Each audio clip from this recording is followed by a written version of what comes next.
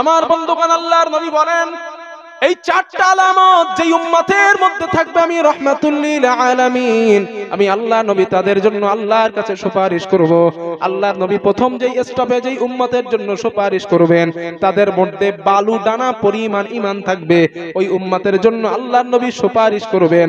আল্লাহর নবী বলেন আমি বালু দানা পরিমাণ ঈমানদার উম্মতের জন্য যখন সুপারিশ করা শুরু করব, আল্লাহর ফেরেশতারা আমার কাছে আসবেন, ইয়া রাসূলুল্লাহ আপনার উম্মত আর নাই, আপনি চলে যান, আপনি চলে যান।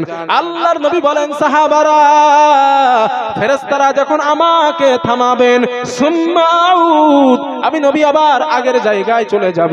আগের জায়গায় যাবার পর ফাআহমাদাহু বিতিলকাল মাহমিদ, আমি রাহমাতুল লিল আলামিন, আমি নবীজি আল্লাহর আগের ওই শেখানো বাক্যের মাধ্যমে আমি আল্লাহর প্রশংসা করতে থাকব। আল্লাহর নবী বলেন আল্লাহর প্রশংসা করতে করতে সুম্মা আখিরু লাহু সাজিদান, আমি নবীজি আবার সিজদায় পড়ে যাব। আল্লাহর নবী বলেন আমি সিজদায় পড়ে যাবার পর আমাকে বলা হবে ফায়ুকালু ইয়া মুহাম্মদ, হে মুহাম্মদ ইরফা রাসাকা, মুহাম্মদ তোমার মাথা ওঠাও, ওয়াকুল বলো ইসমালাকা, তোমার কথা শোনা হবে, ওয়াসালতু তা, তুমি যা চাও আজ তোমাকে তাই দেওয়া হবে, ওয়াশফাআতু শাফা, তুমি যদি কারো জন্য সুপারিশ করতে চাও আমি আল্লাহকে বলো, আমি আল্লাহ তোমার সুপারিশ কবুল করে নেব। আমার ভাইরা, আল্লাহর নবী বলেন আল্লাহ আমাকে বলবেন, আমি আল্লাহকে বলবো, ফায়াকুলু ইয়া রাব উম্মতি উম্মতি উম্মতি, আল্লাহ আমার উম্মত আমার উম্মত আমার উম্মত। আল্লাহর নবী বলেন সাহাবারা শোনো, আবার আল্লাহ আমাকে বলবেন ও নবী, ফায়ুকালু ইনতালিক, হাবিব আপনি এগিয়ে যান, ফাআখরিজ মিনহা মা কানা ফি কলবিহি মিসকালা হাববাতিন আও শাঈরাতিন মিন ঈমান, মিসকালা হাববাতিন মিসকালা যাররাতিন আও শাঈরাতিন মিন ঈমান, যাদের অন্তরে সরিষা দানা পরিমাণ ঈমান বিদ্যমান রয়েছে আপনি তাদের জন্য সুপারিশ করে আমি আল্লাহর জান্নাতে নিয়ে যাই। কতটা ঈমান জোরে বলেন? সরিষা। হাদিসটা মাঝখানটা আমি একটু শর্ট করি, হাদিসটা অনেকটা লম্বা। নবী বলেন সরিষা দানা পরিমাণ ঈমানদারের জন্য সুপারিশ করে জান্নাতে নিয়ে যাব। যখন সুপারিশ করতেছি ফেরেশতারা আবার আমার কাছে আসবে, এসে বলবে হুজুর আপনার উম্মত আর নাই, আপনি চলে যান। নবী বলেন আমার মন বসবে না, না আমার উম্মত এখনো আছে, আমি আল্লাহর সামনে আবার যাব, কথা বলার অনুমতি চাইব, আল্লাহ আবার অনুমতি দেবেন। 3 নম্বরে আল্লাহ আমারে বলবেন হাবিব ফাআখরিজ মিনহা মান কানা ফি কলবিহি আদনা আদনা আদনা। হাদিসে বুখারীর মধ্যে আদনা শব্দটা 3 বার আছে। কতবার? এটা জোরে বলেন। 3 বার। আদনা পরিমাণ ঈমান যাদের আছে ও নবী আপনি তাদের জন্য সুপারিশ করেন। এখন আদনা কারে বলে একটা एग्जांपल দেন, নালে বুঝবেন না আপনারা। আপনাদের গ্রামে টিনের চালের বাড়ি আছে কারো? টিন আছে তো? আপনারা এটা দেখবেন হয়তো, ওই টিনের চাল ছোট ছোট যে ছিদ্র হয়ে যায় না, ছিদ্র, ওই ছিদ্র দিয়ে সেই ঠান্ডার সময় বেশি বোঝা যায়, রৌদ্রটা ঘরের মধ্যে আসে ওই ছিদ্র দিয়ে। ওই রৌদ্রের দিকে তাকিয়ে দেখবেন যে কুচি কুচি ধুলাবালু ওর ভিতরে উঠতে দেখা যাচ্ছে। ওই যে ধুলাবালু গুলো উঠছে ওটাকে আরবিতে বলে আদনা, ওইটারে আদনা বলা হয়। আল্লাহ তাআলা বলেন হাবিব যাদের মধ্যে এই আদনা পরিমাণ ঈমান বিদ্যমান আছে ফাআখরিজুহু মিনান নার, ও নবী আপনি ওদেরকে জাহান্নাম থেকে বার করে জান্নাতে নিয়ে যান। সুবহানাল্লাহ বলবেন না? এতটুকু ঈমান যাদের আছে আপনি ওদেরকেও জাহান্নাম থেকে বার করেন। আরে কি কথা বললেন! এখন এই হাদিস শুনে যুবক ভাইরা মনে করতে হুজুর রাত জীবনেও মসজিদে যাও না, তাই তো? না, আনন্দ পরে করেন, আগে হাদিসটা পুরো শোনেন। এত সহজ নাকি? না। তাহলে নবী যে আল্লাহর কাছে গেছেন কতবার? 3 বার। হাদিসটা এখনো আছে। এই হাদিসটা এই পর্যন্ত হযরতে আনাস ইবনে মালিক মানুষদের কাছে বর্ণনা করলেন, আর উনি করেন নাই, কিন্তু হাদিস বুখারীতেই পরের অংশটা লেখা হয়েছে। ওই লোকগুলা, যেই লোকগুলা আনাস ইবনে মালিকের কাছে হাদিস শিখতে আসছিল, ওই লোকগুলার মধ্যে একজন বলেন, আমি আমার সাথীদের বললাম, লাউ মারারনা বিল হাসান ওয়া হুয়া মুতাওয়ারিন ফি মানজিলি আবি খলিফা, আমি আমার সাথীদেরকে বললাম, চলো না এই হাদিসটা হাসান বসরিও জানে। হাসান বসরির নাম তো শুনছেন, উনি গ্রহণযোগ্য তাবিঈ ছিলেন। আমরা জানি এই হাদিসটা হাসান বসরিও জানে, চলো আমরা হাসান বসরির কাছে যাই। আর তিনি এখন বসবাস করেন আবি খলিফার বাড়ির নিকটে। খুব ভালো করে এই জায়গাটা শুনেন। হাদাসনা আনাস ইবনে মালিক ফাআতাইনাহু ফাসাল্লামনা আলাইহি। ওই লোকগুলা আনাস ইবনে মালিকের কাছ থেকে হাসান বসরির কাছে আসলেন, আসার পরে সালাম দিলেন এবং ঘরে প্রবেশ করার অনুমতি চাইলেন। ঘরে প্রবেশ করার পর হাসান বসরিকে জিজ্ঞেস করেন, ফাকুলনা লাহু ইয়া আবা সাঈদ, হে সাঈদের পিতা, জিনাকা মিন ইনদি আখিকা আনাস ইবনে মালিক, আমরা আপনারই ভাই আনাস ইবনে মালিকের নিকট থেকে আপনার কাছে আসছি। কথা শুনতেছেন তো আমার? বুঝতেও পাচ্ছেন তো না? আমরা আনাসের কাছ থেকে আপনার নিকটে আসছি। হাসান বসরি বলেন, কেন আসছো, কি জন্য আসছো? ওই লোকগুলা বলেন, হুজুর এই জন্য আসলাম, ফালাম নাসমাউ মিসলা হাদিসিন হাদাসনাহু ফি শাফাআত। হযরতে আনাস ইবনে মালিক শাফাআতের ব্যাপারে আমাদেরকে এমন একটা হাদিস শুনিয়েছেন, যেই হাদিসটা ইতিপূর্বে আমরা কারো কাছে শুনি নাই, শুধু আমরা আনাসের কাছেই শুনতে পেলাম। হযরতে হাসান বসরি কথাটা শোনার পরে বললেন, ফাকালাহি, আচ্ছা তাই নাকি, ফাহাদাসনাহু বিল হাদিস, ওই হাদিসটা তোমরা আমার নিকটে বর্ণনা করো দেখি, কি হাদিস তোমরা আনাসের কাছ থেকে শুনেছো। ওই মানুষগুলা হাসান বসরিকে বলেন, আল্লাহর হাবিব রাহমাতুল লিল আলামিন হযরতে আনাসকে বলেছেন, আর আনাস আমাদেরকে বলেছেন, আল্লাহর নবী তিনবার আল্লাহর কাছে যাবেন। হযরতে হাসান বসরি এই কথাটা শোনার পর বললেন, আরো বর্ণনা করো। ওই লোকগুলা বললেন, হুজুর ফালাম ইয়াজিদ লানা আলা হাদা, এর অধিক হাদিস হযরতে আনাস আমাদেরকে বলে নাই। হযরতে হাসান বসরি বলেন, কি বলছো এটা? হাদিস তো এখনো শেষ হয় নাই। ওই লোকগুলা বলেন, হুজুর বিশ্বাস করুন, এর অধিক হাদিস হযরতে আনাস আমাদের বলে নাই। এবার হাসান বসরি বলেন, শোনো, লাকাদ হাদাসানি ওয়া হুয়া জামিউম মুযু 20 সানাতান, এই হাদিসটা নবীজির সাহাবা হযরতে আনাস ইবনে মালিক আমাদেরকে যখন বর্ণনা করেছিলেন, তখন আনাসের বয়স ছিল যুবক বয়স, এখান থেকে 20 বছর আগে। আর আমি হাসান বসরি নিশ্চিত না এই হাদিসের বাকি অংশটা হযরতে আনাস ভুলে গিয়েছেন না তোমাদেরকে বলেননি, কারণ তোমরা অলস হয়ে পড়বে। কথাটা বুঝতে পেরেছেন?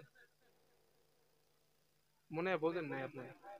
বুঝে গেছেন? ঠিক করে বলেন, বুঝতে পেরেছেন না? আমি আরেকবার বলি, বুঝতে পারেন? আপনাদের চোখ মুখ দেখে বুঝেছি যে আপনারা বোঝেননি। হাসান বসরি বলছে, তোমরা যেটা বলছো যে এই হাদিস নবী আল্লাহর কাছে 3 বার গিয়েছে, তোমাদের এইটা ভুল কথা। কেন জানো?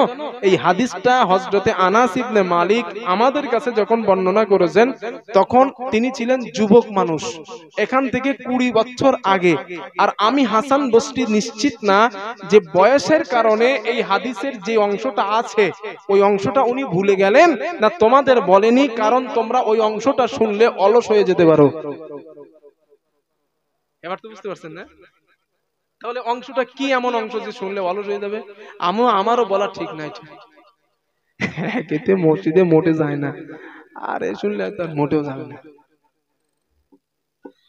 ওইটা থাক, আর বলেন না। হ্যাঁ সাজি, ওইটা বলবো না। আপনারা তো মসজিদে যান, তা আপনাদের এত শুনে কি হবে? মসজিদে যাওয়া যাবে তো ইনশাআল্লাহ, না? হযরত হাসান বসরি বলেন, শোনো হাদিসটা, না শোনেন। হাসান বসরি বলেন, শোনো, হাদিসটা এখানে শেষ নয়। হযরতে আনাস আমাদেরকে বলেছিলেন নবী আল্লাহর কাছে 4র্থবারের জন্য আবার যাবেন। সুবহানাল্লাহ বলেন। আবার যাবে, যাবার পর আবার সিজদায় পড়বে। আল্লাহ আবার বলবেন নবী আবার যদি কারোর জন্য সুপারিশ করতে চান বলেন, আবার অনুমতি দেওয়া হবে। সুবহানাল্লাহ।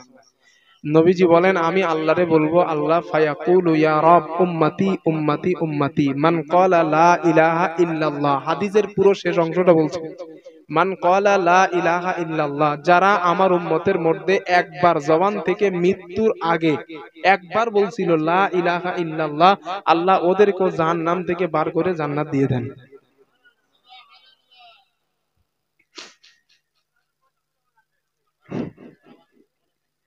না, আমার কথাটা শেষ করতে দেন।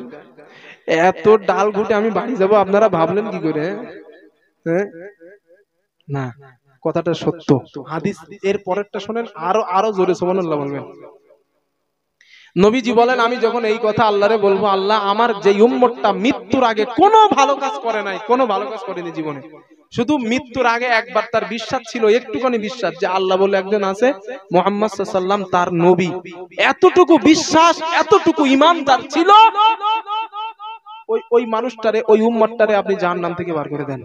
আল্লাহ কি বলবে জানেন? হাদিস বুখারী, আল্লাহ বলবেন বিইজ্জাতিকা ওয়া জালালি ওয়া কিবরিয়াই ওয়া আযীমাতি। ও নবী শুনেন, আমি আল্লাহর ইজ্জতের কসম, আমার জালালিয়াতের কসম, আমার শ্রেষ্ঠত্বের কসম, আমার বড়ত্বের কসম করে বলছি নবী, মান ক্বালা লা ইলাহা ইল্লাল্লাহ, যারা একবার জবান থেকে বলেছিল আল্লাহ ছাড়া কোনো মাবুদ নাই, মুহাম্মদ সাল্লাল্লাহু আলাইহি ওয়াসাল্লাম তার নবী, এতটুকু বিশ্বাস যাদের ছিল ওদেরকেও আমি জাহান্নাম থেকে বার করে জান্নাত দেব।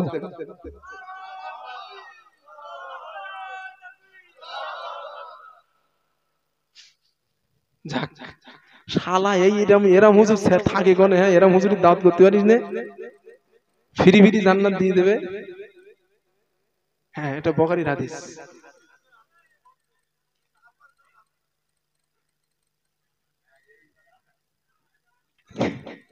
এবার মূল কথাটা বলি,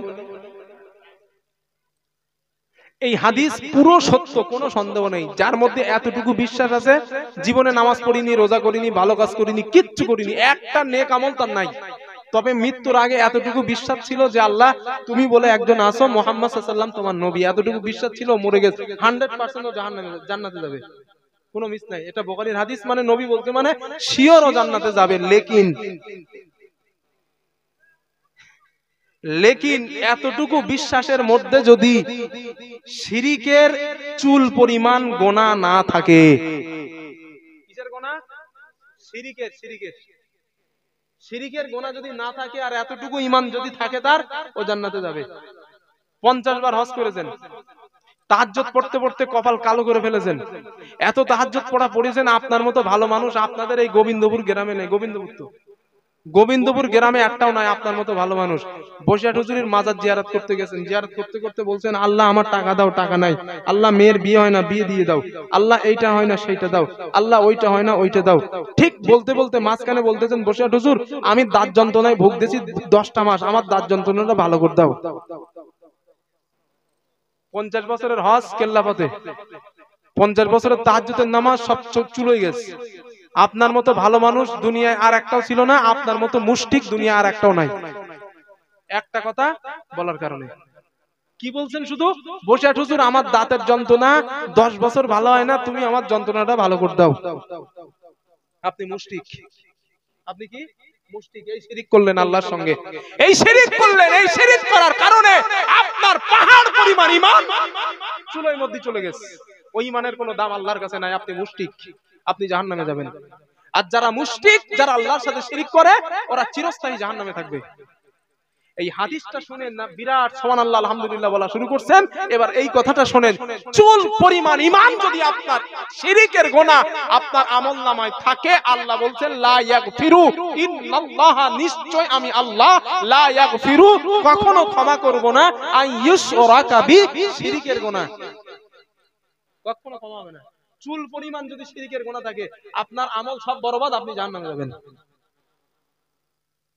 ডাক্তারের কাছে গেছেন, ভালো করে শোনেন কথাগুলো, বাড়ি যাবো হবে কিনা আল্লাহ জানে।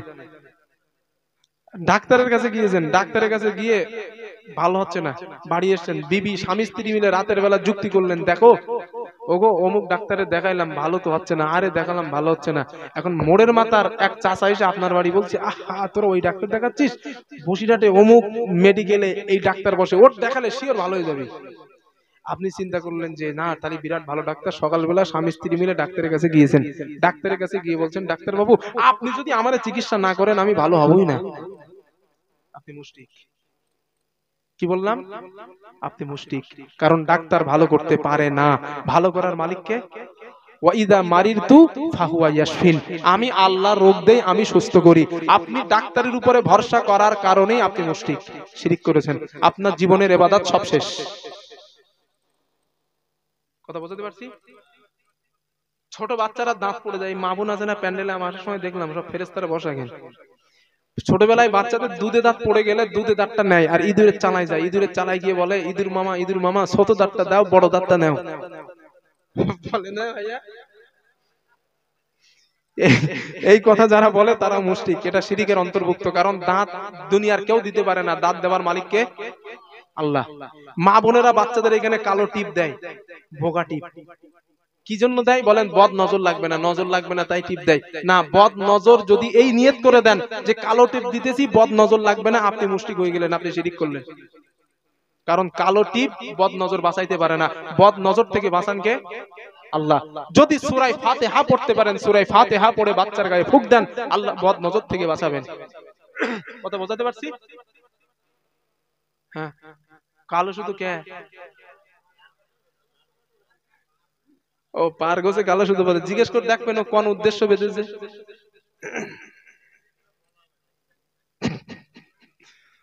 মহা মুসিবত।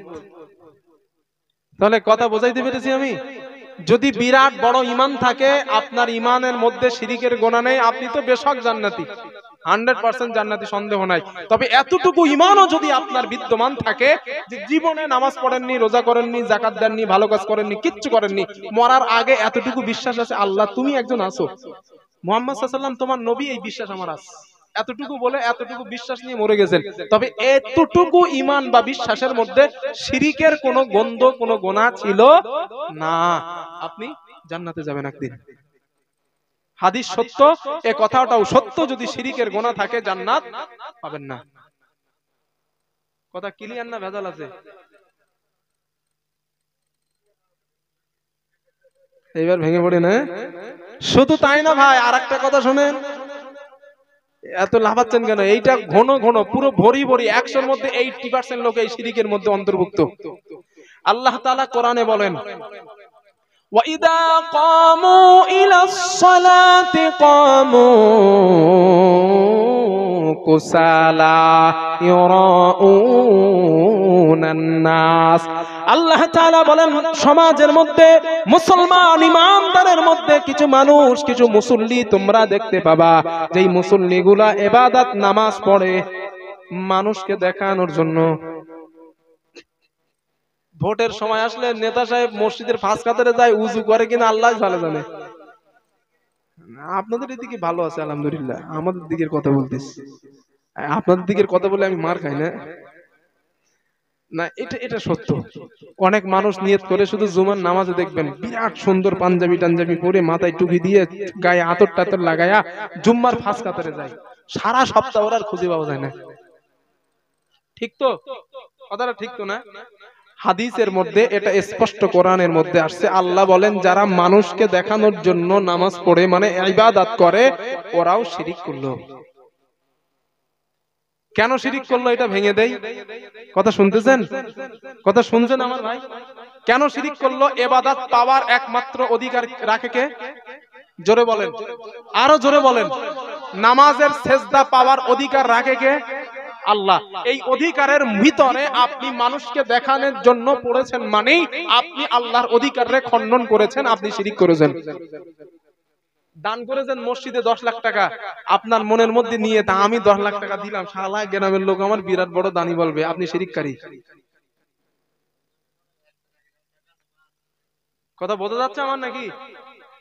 আপনি হজে গিয়েছেন, হজে যাওয়ার পরে নিয়ত করেছেন, আপনার হ্যান্ডবিলে নাম দিয়েছে মোহাম্মদ সাত্তার আলী মন্ডল, আপনার গ্রামে যদি কেউ সাত্তার আলী থেকে রাগ করবেন, আমি দৃষ্টান্ত দিয়ে বলছি, মোহাম্মদ সাত্তার আলী মন্ডল, এখন আপনি স্টেজে উঠে দেখলেন হ্যামবিলে আপনার নাম সাত্তার আলী মন্ডল, আলহাজ দেওয়া নাই, আপনি বললেন এই বেটা আমি 5 লাখ টাকা খরচ করে হজ করছি, আমার নামের আগে আলহাজ দাও না কেন? আপনি মুখে না বললেও যদি মনে মনেও বলেন যে আমি হজ করে আসছি, আমার নামের আগে আলহাজ কেন দাও নাই, আপনি শিরিক করলেন। কারণ হজ আল্লাহর ইবাদত, আর ইবাদত মানুষকে দেখানোর উদ্দেশ্য আপনার হবার কারণে আপনি শিরিকের মধ্যে অন্তর্ভুক্ত, আপনার হজ জমের গোল্লায় গেছে। কথা মাথায় যাচ্ছে ইনশাআল্লাহ না? হ্যাঁ, আমি একটু কড়া হুজুর ভাই, এতদিন নবীর জীবনী টিবনী শুনাইছি, বিরাট ভালো হুজুর, আর আনার দরকার নাই। হ্যাঁ, আনার দরকার নাই, আনবেন তো না, সে বুঝতে পারতেছে আনার দরকারও নাই, একটু কড়া হয়ে যাচ্ছে বলা না। তবে কড়া হলেও বিশ্বাস করেন ভাই, আমি আপনাদের শত্রু না, আল্লাহর কসম, আমি আপনাদের শত্রু না, আমি আপনাদের বন্ধু। আমি চাই যে আপনি এই ভুলগুলো না করে জাহান্নামে না যান, আমি এটা চাই। এই জন্য বলছি, ইবাদত হবে কার জন্য? আল্লাহর জন্য। নামাজ হবে কার জন্য? আল্লাহর জন্য। দান সাদকা হবে কার জন্য? আল্লাহর জন্য। যা কিছু হবে সব আল্লাহর জন্য। যদি আল্লাহর জন্য হয়, আল্লাহ আপনারা জান্নাত দেবেন। আর মানুষকে দেখানোর জন্য হয়, আপনি শিরিক করলেন, আপনি মুশরিক, আপনার জন্য জান্নাত হারাম। যতই বড় বড় ফতোয়া মারেন আর যতই বড় দাড়ি রাখেন আর মাথায় টুপি দেন, আপনার ঈমানের মধ্যে শিরিকের গুনাহ আছে, আপনি গো টু জাহান্নাম। কোনো কথা নাই। যদি আমার কথা ভুল হয়, তাহলে কোরআনের আয়াত কেটে বাদ দেন। আমার কথা বলা যদি ভুল হয়, নবীর হাদিসগুলো কেটে বাদ দেন। আল্লাহ কোরআনে স্পষ্ট বলেছেন, ইন্নাহু মাইয়ুশরিক বিল্লাহ, যারা আমি আল্লাহর সাথে শিরিক করে, ফাকাদ হারামাল্লাহু আলাইহিল জান্নাহ, তার জন্য জান্নাত হারাম, ওয়া মাওয়াহুন নার, তার ঠিকানা জাহান্নাম। আমি বলছি শিরিককারী জাহান্নামে। যদি আমার কথা ভুল হয়, মিথ্যা হয়, তাহলে আল্লাহ তো কোরআনে বলছেন, আল্লাহর কথাটা বাদ দেন কেটে। পারবেন দিতে? সম্ভব না। কারণ আল্লাহ বলছে মেনে নেন, আর না নেন কিছু করার নাই। মানবেন কি না মানবেন এটা আপনার ব্যাপার, আল্লাহ যেটা বলছে ওটাই ফাইনাল। ঠিক কিনা বলেন? আল্লাহ যেটা বলছেন ওটাই ফাইনাল। আপনি মানলেন কি না মানলেন আল্লাহ যায় আসে না, আল্লাহ যায় আসে না। তাহলে এবারে একটু আনন্দ করেন যে এতটুকু ঈমান যার থাকবে সেও জান্নাতে যাবে। আল্লাহ কথাগুলো বোঝার তৌফিক দান করেন, সকলে বলেন আমিন। আরো জোরে বলেন আল্লাহুম্মা আমিন। এবার আমি আপনাদের কাছে একটা কথা জিজ্ঞেস করি, নবীজি 4 বার গেছেন আল্লাহর কাছে হাসরের দিন? একটু জোরে বলেন। একবার কি নিজের জন্য কিছু চেয়েছেন? ফাতেমার জন্য চেয়েছেন? নাতি হাসান হোসেনের জন্য চেয়েছেন? না, চাইছেন কার জন্য? উম্মতের জন্য। ভাই এইবার চাচাজি আপনারা আমার একটু বলেন, এই অফার যদি আল্লাহ আপনার আর আমারে দিত, আমরা কি করতাম? আগে বউ চাইতাম, আল্লাহ বউটারে আগে বাঁচাও, তারপরে যদি থাকে গ্রামের লোকজন। হিসাব তো তাই বলে আমাদের যে মন অন্তর। একবার চিন্তা করুন, আল্লাহর রাসূল সাল্লাল্লাহু আলাইহি ওয়াসাল্লাম আল্লাহর কাছে গেলেন, একটা বারও নিজের জন্য কিছু চাইলেন না, নিজের ফাতেমার জন্য চাইলেন না, নিজের হাসান হোসেনের জন্য চাইলেন না, নিজের বিবিদের জন্য আল্লাহর কাছে একবারও বললেন না। প্রতিটা 4টা বার, 4টা বার আল্লাহর কাছে নিজের উম্মত চেয়েছেন, উম্মত আল্লাহ আমার উম্মত আমার উম্মত। ও ভাই, নবীজির এই ভালোবাসা উম্মতের প্রতি সুদ ছেড়ে দেওয়া কি যথেষ্ট না? বলেন আমারে, নবীর এই ভালোবাসা কি মসজিদে যাওয়া যথেষ্ট না? নবীর এই ভালোবাসা উম্মতের প্রতি ঘুষ ছেড়ে দেওয়া কি যথেষ্ট না? নবীর এই ভালোবাসা উম্মতের জন্য নিজের বিবিকে পর্দায় রাখা কি যথেষ্ট না? বলেন আমারে, বলেন। আর কত ভালোবাসবে তিনি? 4টা বার, 4টা বার আল্লাহর কাছে গেছেন, 4টা বার, একবারও নিজের জন্য কিছু চাইলেন না। এরপরেও সেই নবীর আদর্শ আমাদের কাছে পানির মতো, কিচ্ছু মনে করি না। হ্যাঁ, নবী বলছে বলুন, যায়, সমস্যা কি? মরার পরে আমরা গ্রামের লোকজন কাফন 3 টুকরা কাফন দিয়ে আতর গোলাপ পানি জনমের মাখা মেখিয়ে কবরে শোভাচ্ছি আর বলছি বিসমিল্লাহি আলা মিল্লাতি রাসূলিল্লাহ, যা আল্লাহর নামে নবীর দলে ওঠাই দিলাম। ফেরেশতারা বলতে কবরে ঢোক, একটু ঢুকে দেখ। সারা জীবন ইসলামকে বাঁশ দিয়ে ইসলামের কোন বিধিবিধান না মেনে নবীর আদর্শের উপরে না চলে কবরে দেওয়ার সময় গ্রামের লোক আমরা বলে দিলাম আল্লাহর নামে রসুলের দলে উঠাই দিলাম। আপনার মতো পচা লাশ, মরা লাশ নবী নেবে কি করতে? ঠিক কিনা বলেন? এটা তো বিবেকের প্রশ্ন। আপনি যদি দুনিয়ায় নবীর উপর, নবীর দেখানো রাস্তার উপরে চলতেন, মরার পরে এই কথাটা বললে মানাতো না, দুনিয়ায় নবীর পথের উপরে চলছিলেন, আজও নবীর দলের উপরে উঠাই দিলাম, যাও, কথাটা ঠিক ছিল। সারা জীবন ঘুষ খেয়েছেন, সারা জীবন মিথ্যা বলেছেন, চিটিংবাজি করেছেন, ফেরেববাজি করেছেন, মানুষকে কষ্ট দিয়েছেন, মহিলাকে কষ্ট দিয়েছেন, নিজের বিবেকের উপরে জুলুম করেছেন, অত্যাচার করেছেন, মানুষের উপর অত্যাচার করেছেন। এরপরে মরার পরে বলছেন বিসমিল্লাহি আলা মিল্লাতি রাসূলিল্লাহ, আল্লাহর নামে নবীর দলে উঠাই দিলাম। নবী তো পাগল, আপনার মতো টাটকা খারাপ মাল নবী নেবে? হ্যাঁ, এত সহজ মনে করছেন? হ্যাঁ, নেবে না, কবরে ঢোকার পরে বুঝবেন।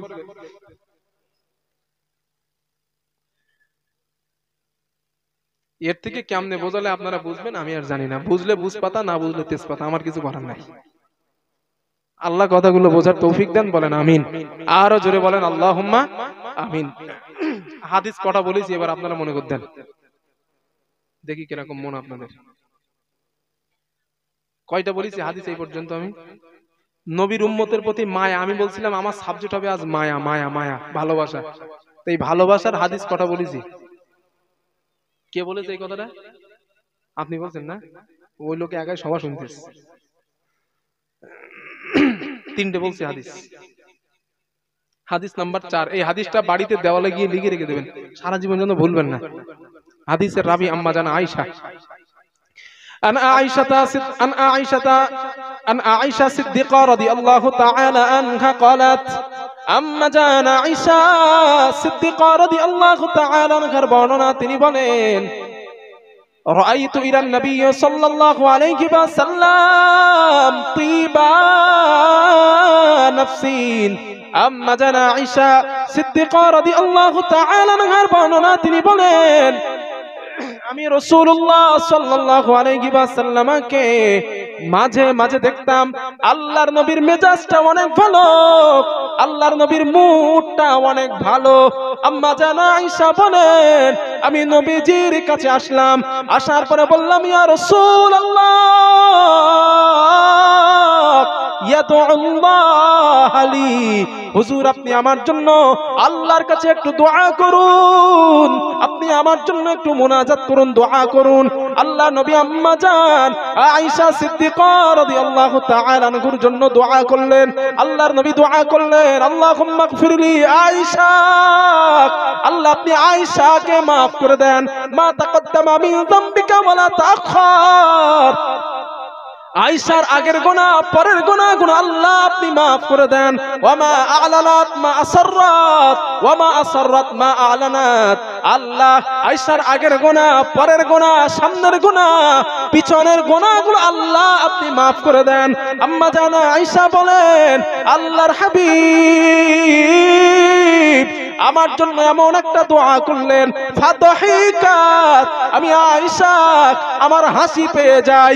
আম্মা জানা আয়েশা বলেন আমার এমন হাসি লাগলো, আল্লাহর নবী এমন একটা দোয়া করলেন, আমি হাসতে হাসতে আমার মাথাটা কোলের মধ্যে চলে যায়, কোলের মধ্যে চলে আসছে, আমি এত হাসা হাসলাম। আম্মা জানা আয়েশা বলেন আল্লাহর নবী আমাকে বললেন আয়েশা আয়া সুরুকি দুআই, ও বিবি আয়েশা আমি নবী যখন তোমার জন্য দোয়া করি তোমার কি বড্ড আনন্দ লাগে, তোমার কি বড্ড খুশি লাগে?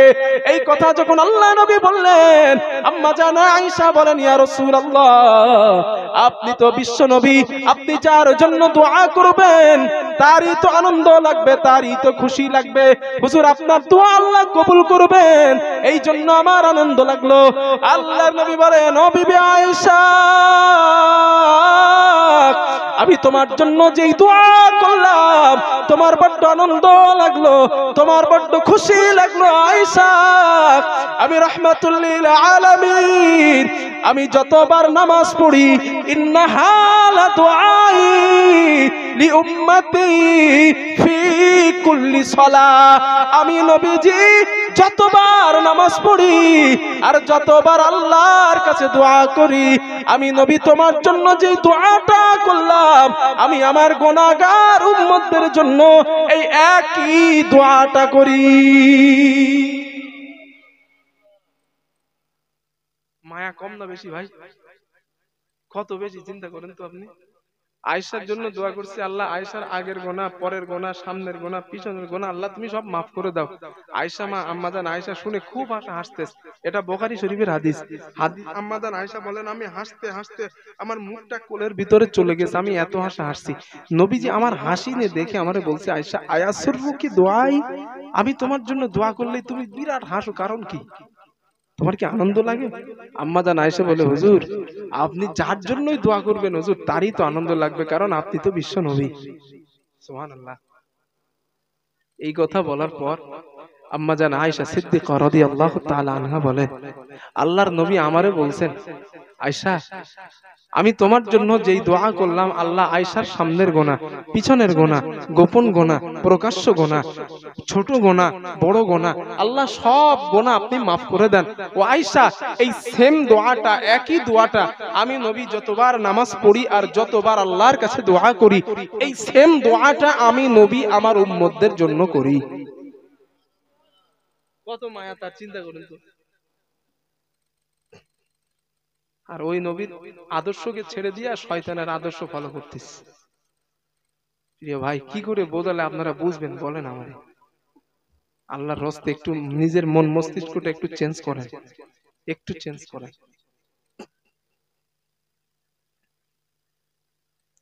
হাদিস নাম্বার 4, 5, 4টে বলছি, হাদিস নাম্বার 5।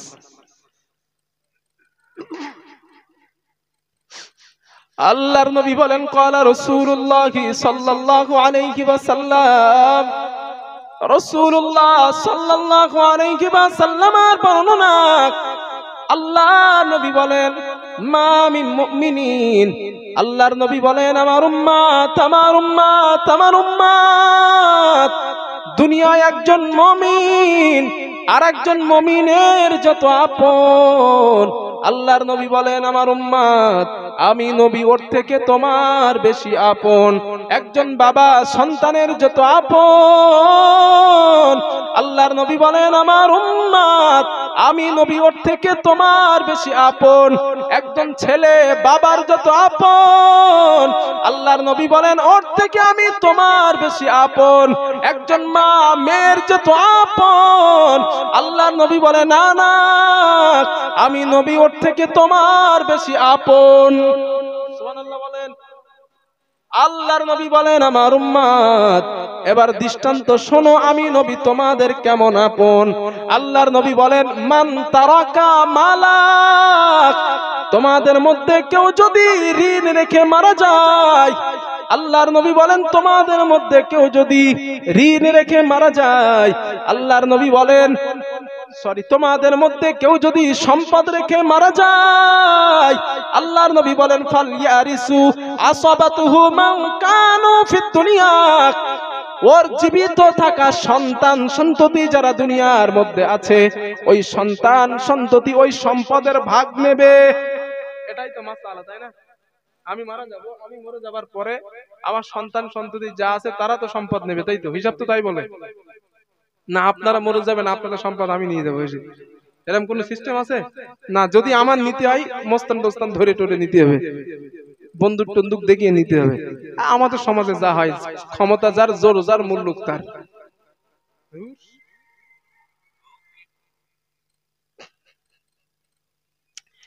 তো জোরজার মুল্লুকতার, যাই হোক, আল্লাহর নবী বলেন মান তারাকা মালা, তোমাদের মধ্যে কেউ যদি সম্পদ রেখে মারা যায়, ফালইয়ারিসু আসাবাতুহু মান কানু ফিদ দুনিয়া, ওর ওয়ারিস যারা দুনিয়ায় বেঁচে থাকবে ওই সম্পদের ভাগ ওরা নেবে।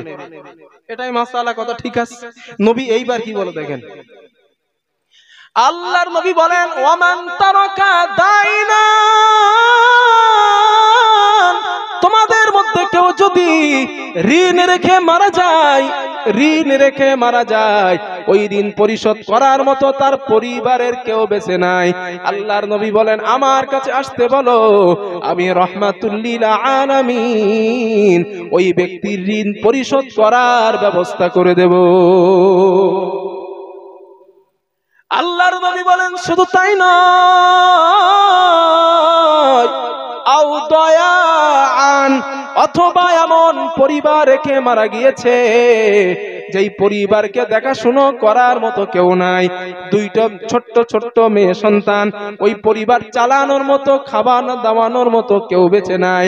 আল্লাহর নবী বলেন, আমার উম্মত, আমার উম্মত, আমার উম্মত, আমি রাহমাতুল লিল আলামিন, আমি নবীজি, ফালিয়াতিনি, আমি নবী আমার কাছে পাঠিয়ে দাও, আনা মাওলা, আজ থেকে আমি নবীজি ওই অভাবগ্রস্ত পরিবারের আমি নিজেই অভিভাবক হয়ে গেলাম। জোরে জোরে বলেন সুবহানাল্লাহ, নারায়ে তাকবীর।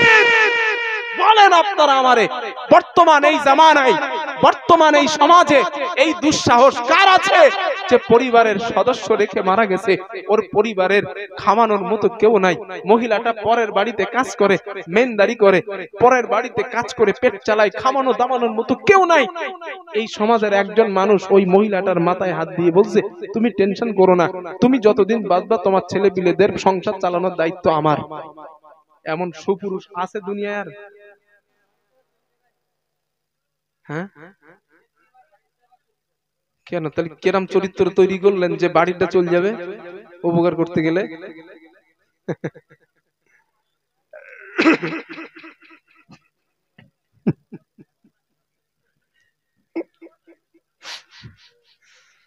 কথার কোনো সাইজ নাই। এখন আপনি গেছেন, আপনার বাড়ির পাশে একজন মানুষ, একজন বিবিকে অন্য একটা গ্রামের একজন পরিবার রেখে মারা গেছে, আল্লাহ আপনার টাকা দিয়েছে, ওই টাকা নিয়ে আপনি তার কাছে গেলেন, এই 10,000 টাকা আপনারা দিলাম, 1 মাস চালান। আপনি গরিব অসহায়, আমি আপনার জন্য, আপনার যাতে যতটা হলে আপনার খানা হয়, পেটটা চলে, আমি আপনার হেল্প করবো। তো এইখানে বিবি সন্দেহ করার কি আছে? এরপরে যদি বিবির কাছে সন্দেহের লিস্টে আপনি থাকেন, তখন করবে, সমস্যা কি? হিসাব তো তাই দাঁড়ায়। কই আমার বউ তো আমার বলে না। আমার কাছে কোটি কোটি লোক ফোন করে, কোটি কোটি কোটি কোটি লোক ফোন করে। হ্যাঁ, কথা ভুল বলছি না। আমার এমন কোন দিন নাই যে 100-150 আমার মোবাইলে ফোন ঢোকে না। আমার ড্রাইভারের কাছে জিজ্ঞেস করে আসেন, ও তো আমার সঙ্গে 24 ঘন্টা থাকে। আমি কত ভালো মানুষ, খারাপ না ভালো, আমার সার্টিফিকেট ড্রাইভার দিতে পারবে। ওরা আমার বকে, হুজুর আপনি একটা লোক নেন ফোন ধরার জন্য, আপনার ব্রেন হ্যাং হয়ে যাবে। ওরা আমার বকে নিজের। তা আমারে তো অনেক সময় অনেক মহিলা ফোন করে, ইউটিউবে নাম্বার আছে, ফোন করে। আর আমার কাছে যখন মহিলা ফোন করে, তখন আমি একটু গরম মেজাজে কথা বলি। হয়তো কোনো দরকারে কেউ করেছে, তা গরম মেজাজ নেই, কারণ কন্ট্রোল আবার শুরু হলে বিপদ। হ্যাঁ, বাড়িতে একদিন খানা খাচ্ছি, রিসেন্ট কথা, কয়েকদিন আগে খানা খাচ্ছি, ফ্যামিলিতে সব বসা, এখন ফোন এসছে, আমি খানা খাচ্ছি বলে ফোনটা লাউড দেওয়া, দেখি একজন মহিলার কণ্ঠ, আসসালামু আলাইকুম। ওয়ালাইকুম আসসালাম। কে বলছেন? হুজুর আমি অমুক জায়গা থেকে বলছি। কি ব্যাপার? হুজুর একটা মাসালা জিজ্ঞেস করেছিল। হ্যাঁ জিজ্ঞেস করেন, আমি খানা খাচ্ছি, পরে ফোন করে। ও 2-3 দিন শুধু ফোনে ডিস্টার্ব করে। আমার বিবি দেখে এই নাম্বার, ওরে বলে আপনি এক কাজ করুন, আপনি নাম্বারটা ব্ল্যাক লিস্ট করে দেন। কেন? ও সন্দেহ করতে পারতো না আমার? আমি আমার বিবির কাছে সেই রকম স্বামী হিসাবে নিজেকে তৈরি করছি, এই জন্য ও সন্দেহ করে না।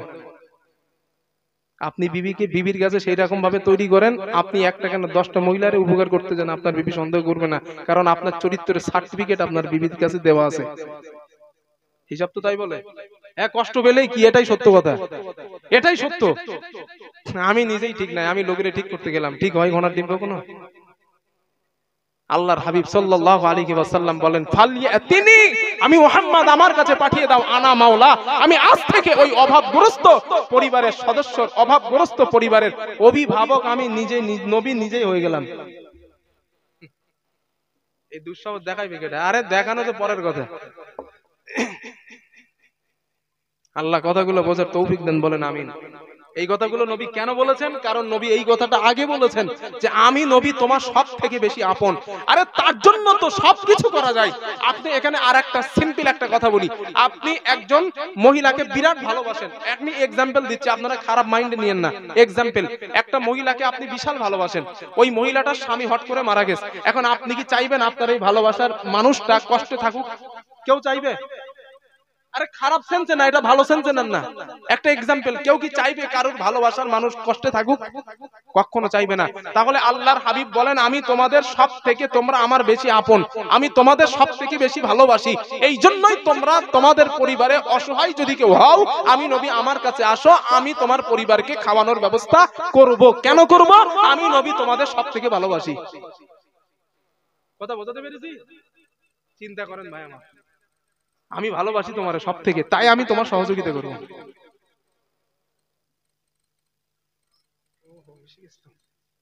কথা বোঝাইতে পেরেছি ভাই? আর একটা কথা বলি, আল্লাহ যখন আমাদের আলামে আরওয়াহ, আমরা রূহের জগতে ছিলাম, আল্লাহ আমাদের জিজ্ঞাসা করছিল না, আলাস্তু বিরব্বিকুম?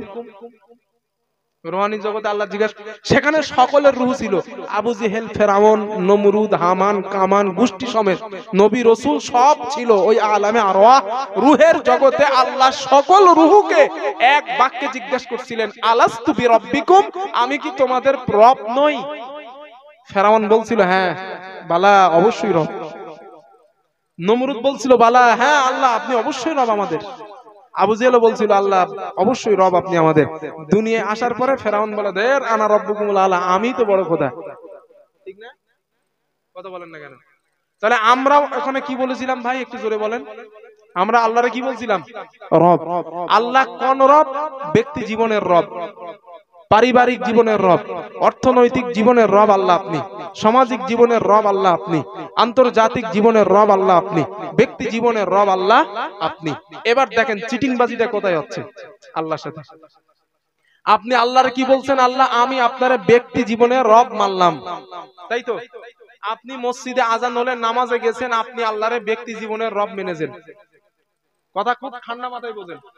আপনি রমজান মাসের রোজা এসেছে, আপনি আল্লাহকে ব্যক্তি জীবনের রব মেনেছেন। খুব ভালো করে বোঝেন।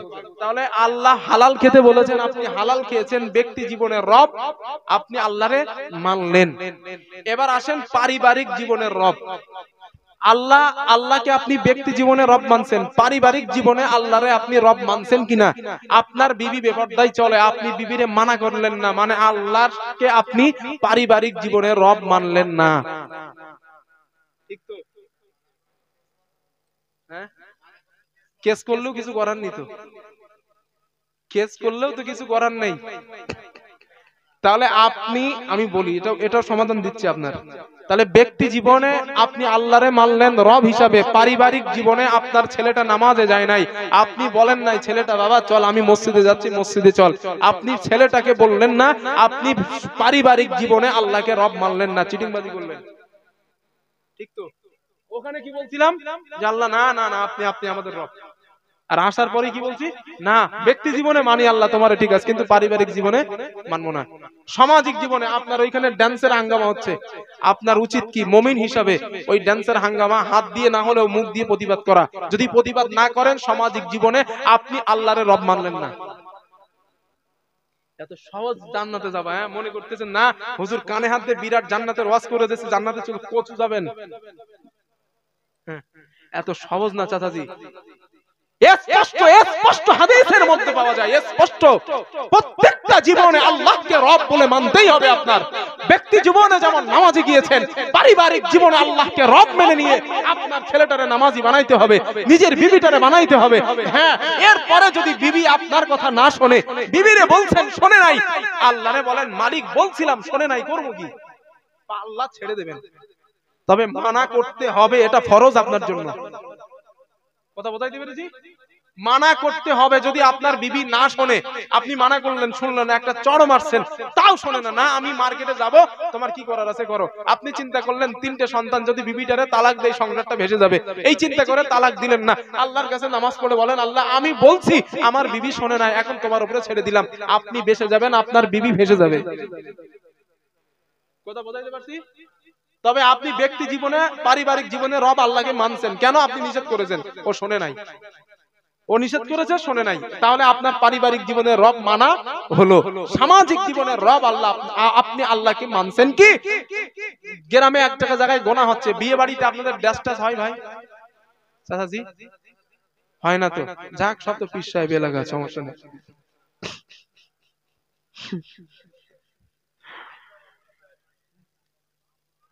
তাহলে এই সমাজে যত অন্যায় কাজ হবে ওর প্রতিবাদ করা মানেই আল্লাহকে সামাজিক জীবনের রব মানলেন। এবার অর্থনৈতিক জীবনের রব, সুদ খায় না তো এদিককার লোক না?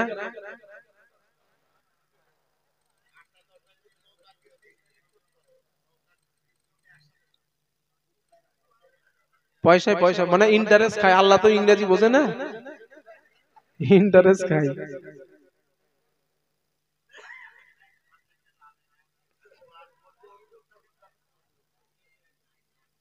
ভাই শোনেন, বিশ্বাস করেন আমি আপনাদের শত্রু না, আল্লাহর কসম আমি আপনাদের শত্রু না।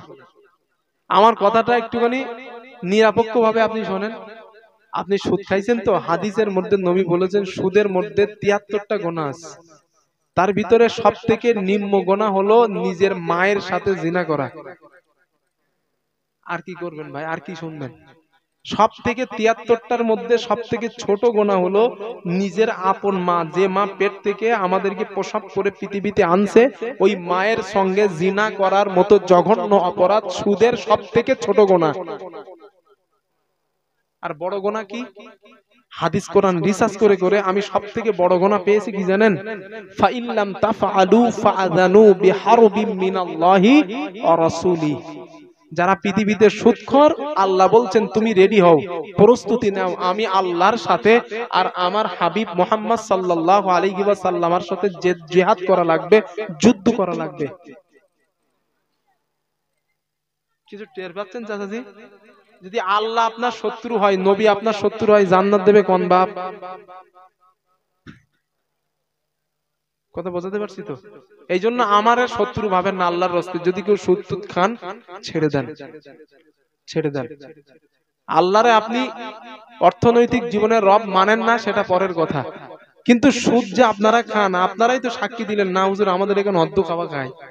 তা আপনারা যে নিজেরাই সাক্ষী দিলেন, দেখেন কে খান আমি তো জানি না, আমি বাইরের মানুষ, তবে আপনারা নিজেরাই বুঝতে পারছেন খান কিনা। ভাই একটা জিনিস একটু চিন্তা করেন তো, আপনি যে সুদ খেয়ে একটু বড়লোক হওয়ার জন্য সুদ খাইতেছেন, মানুষ তো বড়লোক হওয়ার জন্য সুদ খায়, তাই না? তাই তো? এখন বড়লোক হওয়ার জন্য আপনি সুদ খেলেন, ওই সুদের টাকা দিয়ে 2 তলা বাড়ি বানাইলেন, 10 বিঘা জমি কিনে আপনি মরে গেলেন। মরে তো যাবে একদিন সুদ করে নাকি? না মরবে না? মরে যাবে তো। এখন মরে যাওয়ার পরে কবরের মধ্যে গুতন খাবে আপনি না আপনার ছেলে? ছেলের লাভ হলো, ছেলে আনন্দ করলো, বিবি নিয়ে খাটের উপরে ফুর্তি করলো, আর আপনি কবরে গুতুম খাবেন। ওই ছেলেটা আপনার বাড়ি করা 2 তলা বাড়িতে এসি লাগায়া আরামে ঘুমাবে, আর আপনি কবরে মার খাবেন। বলেন এর মতো ফার্স্ট ক্লাস ইডিয়েট দুনিয়ায় আছে?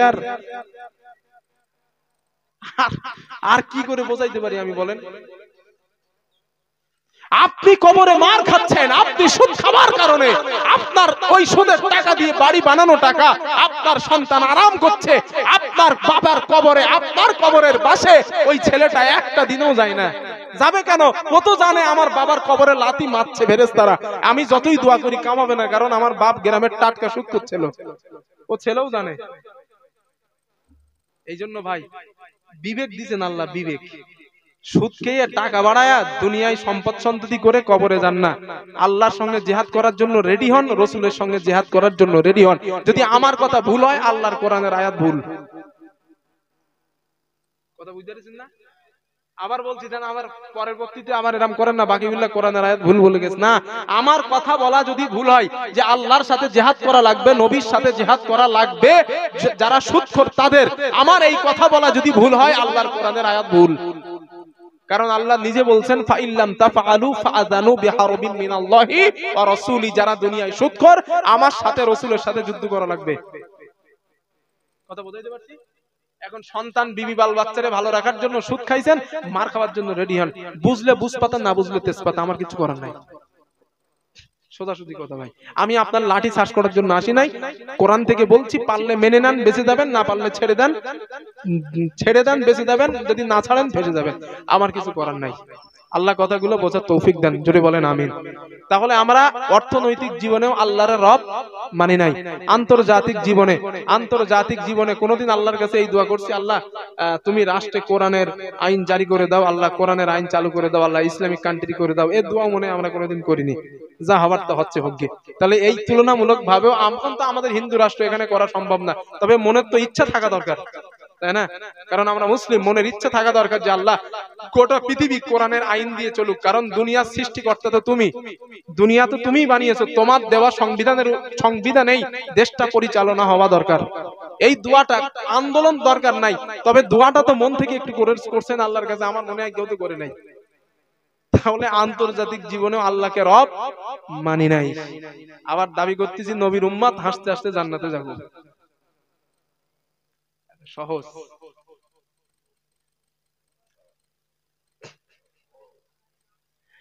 আমার বন্ধুগণ, আমার আলোচনা তো বলতে যাচ্ছে ইনশাল্লাহ না। আমি এই 2-3 দিন সর্দিতে ভুগতেছি খুব, কথাটা নাকে উঠে যাচ্ছে, গলা টলা সব রয়েছে, মানে খুলতেছ না, এত চেষ্টা করতে তাও হচ্ছে না, সব ঝং ধরে গেছে সব। তো মোটামুটি বুঝতে তো পারতেছেন না, কথা তো বলতে যাচ্ছে ইনশাল্লাহ না।